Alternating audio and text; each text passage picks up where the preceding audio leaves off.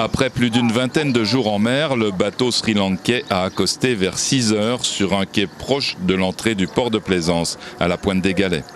À son bord, 46 personnes, dont 2 femmes et 6 enfants. Ils ont été pris en charge par les services de l'État, d'abord pour un bilan de santé, pendant que les douaniers fouillaient l'embarcation. Alain Jetang, l'aumônier des gens de la mer, était sur place. Ils étaient en bonne santé, autrement dit, ils étaient tellement marqués par la longue traversée, mais autrement dit, ils avaient la bonne santé et surtout aussi le moral était bon pour les familles qui étaient à bord. Ils n'étaient pas vraiment affolés ou bien apeurés en quelque sorte. Ouais.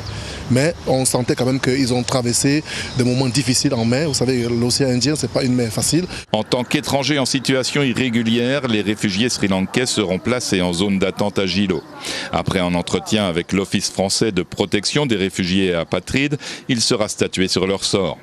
Depuis 2018, une demi-douzaine de bateaux sri-lankais sont arrivés à La Réunion, ce qui laisse penser à une filière organisée.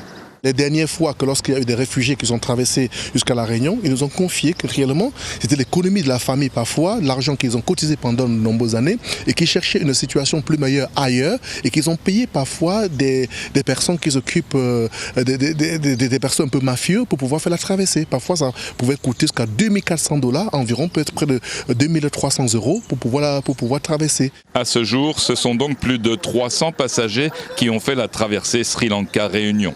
La majorité d'entre eux a été expulsée.